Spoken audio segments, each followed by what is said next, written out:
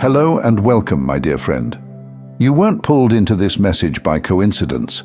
Some part of you has already started sensing the shift, feeling time stretch and bend around you in ways that don't make sense to those still glued to the surface of things. And that's exactly what this message is about. You see, there's something about you that stops people mid-thought. Not because you're trying to be loud, but because your presence carries a silent contradiction.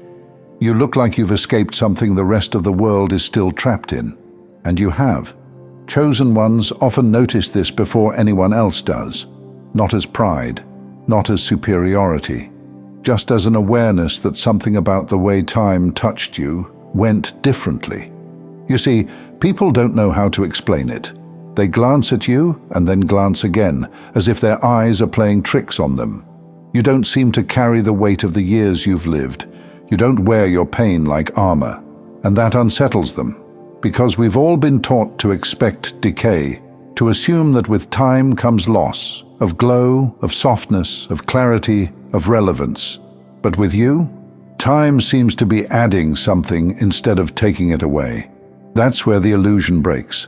They were told aging was a countdown, a slow unraveling of beauty, energy, sharpness, a quiet expiration. But what they never said, what they may never understand, is that time doesn't erode everyone the same way. The calendar might say one thing, but your presence speaks another language entirely, one that says, I've lived, yes, but I didn't disappear inside of it. So what's really happening? First, you're not aging normally. You're changing how age behaves on you. Most people live on autopilot, programmed by external narratives about how they're supposed to feel, look, and shrink at every stage. But something in you rejected that programming. Maybe it was betrayal that cracked you open. Maybe it was the long silence that forced you to hear your real voice. Maybe it was exhaustion that finally made pretending impossible. Whatever it was, it interrupted the script. And you didn't rewrite it loudly. You rewrote it internally, in your nervous system, in your posture, in what you no longer tolerate. And now, you're seeing the proof. The glow they notice isn't surface level. It's not skincare. It's not lighting. It's the after effect of truth lived long enough to settle into the body. Truth processed through grief, restraint, discernment, and self-respect. That's why your face doesn't tell the story of years. It tells the story of survival without collapse. Your eyes don't look hungry anymore. They look informed. Here's something most people never connect. Stress ages, but not just workload stress. Emotional dishonesty ages, performing ages. Living against what you know pulls life downward into the shoulders, the jaw, the breath. Pretending to be okay when you're not. Shrinking yourself to stay welcome. Explaining your boundaries instead of living them. That kind of strain doesn't stay invisible. But you chose something else. You chose truth over approval, and that choice quietly changed everything. The tension eased, your breath deepened, your body stopped bracing for the next violation, and your system began repairing itself. Now think about this. How many people have you seen age faster from emotional exhaustion than from time itself? How many faces carry the bruises of years spent betraying themselves? And what about you? What did it cost you to stop carrying what was never yours? You let go of false roles, and your body noticed. The inflammation dropped, not just physically, but existentially. Your presence became calmer, heavier, harder to rush. Chosen ones don't grow louder with age. They grow denser. You stopped trying to impress a world that never truly saw you. And the result wasn't invisibility. It was authority. Your face doesn't announce how many years you've lived. It reveals how deeply you lived them. People who perform through life age fast. People who endure honestly age differently. And that difference is what's triggering now. You didn't burn out. You burned off what wasn't real. What's left is rare, not flashy, not loud, just unmistakable. And rare things don't follow ordinary clocks. You're not ahead of time. You're not behind it. You're proof that time doesn't erase what's built correctly. And that, more than youth, more than beauty, more than speed, is what makes your age feel dangerous to those who hoped you would quietly fade. Now, here's the part they feel but can't articulate. Your age didn't just fail to weaken you, it removed your need to perform. Most people burn themselves up trying to stay visible. They chase relevance, approval, reassurance. They speak too soon, they explain too much. They stay busy so they don't have to sit with what they know isn't working. You stepped out of that pattern, not all at once, not dramatically, slowly, quietly, permanently, and when you did, something fundamental shifted. When you stopped chasing, your energy stopped scattering. When your energy stopped scattering, your body followed. Your movements became more economical. Your words fewer but heavier. Your reactions slower, not from hesitation, but from confidence that you didn't need to rush reality anymore.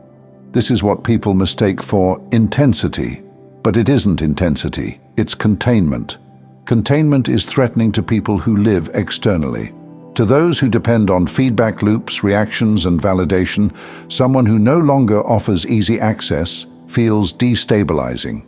They don't know where you are anymore, and that bothers them, because time usually does the opposite. It makes people predictable. You've lived long enough to be familiar, but not long enough to be dismissible. That combination is rare. You don't fit the story they tell themselves about how people should age. You're not desperate. You're not trying to prove anything. You're not clinging to relevance. You're standing inside yourself. That's why the reactions sharpened, the subtle competition, the sideways remarks, the pressure disguised as advice. They want you to explain yourself, to declare your intentions, to make yourself readable again, because when you were younger, you were easier to place. Now you're not. At work, this shows up as unease. You're trusted with responsibility, but not always celebrated for it. Your competence is acknowledged, but your presence creates friction. You don't mirror urgency. You don't panic when things wobble. You've already seen worse survive. That steadiness unsettles people who still believe speed equals importance. In relationships, it looks like misinterpretation. They say you're distant, or guarded, or hard to read. What they're actually reacting to is your refusal to overextend. You don't collapse your boundaries to maintain harmony anymore. You let discomfort exist, and discomfort is revealing. Chosen ones learn this the hard way. When you stop bending yourself to be understood, you become a mirror others didn't consent to look into. Your age made that mirror unavoidable. Because if someone your age can be this composed, this present, this intact, then the story that exhaustion is inevitable starts to crack, and cracks spread. This is why they watch you differently now. Not with envy exactly, with calculation. They're trying to figure out what you did differently, what you opted out of, what you refused to carry. But the truth is uncomfortable, so they circle it instead. You didn't outwork time. You didn't outrun pain. You didn't bypass difficulty. You metabolized it. You let experiences finish their work instead of freezing them inside you. You didn't build an identity around survival. You allowed survival to change you, then you moved on. That's why your face looks the way it does. Not youthful, not hardened, resolved. Your features don't strain upward or pull downward. They rest where they are. There's no urgency in them, no hunger for recognition, just presence. Presence is rare, and rare things disrupt systems built on noise. This is also why your silence carries more weight now than your words ever did before. When you speak, it's not to fill space, it's to close a thought. When you listen, it's not passive, it's evaluative. You've lived long enough to know that not everything deserves access to you. That discernment is what time gave you, and that discernment is what others feel as threat. They expected you to become smaller with age, more agreeable, more predictable. Instead, you became harder to manipulate. You don't react on cue. You don't absorb projections. You don't chase emotional closure. You let things remain unfinished if they aren't real. That kind of self-trust rewrites the power dynamic in every room. People sense it immediately, even if they don't know what they're sensing. They feel that you're no longer negotiating your worth, and that's why your age isn't neutral anymore. It's evidence. Evidence that time doesn't automatically erode clarity. Evidence that endurance can sharpen instead of dull. Evidence that maturity, when lived honestly, creates gravity. You didn't escape aging, you escaped corruption. And now, without announcing it, you stand as a quiet contradiction to everything they were told would happen by now. You are not a warning of what's coming. You are a demonstration of what's possible. Time didn't finish you. It finished with you. And what's left, this presence, this steadiness, this unhurried authority, is not fading. It's set. Thank you so much for taking this journey with me. If you found value in this message, please like the video and share it with others who might benefit. Don't forget to subscribe and continue your amazing journey by watching one of the videos showing on your screen that resonates with you the most. See you there.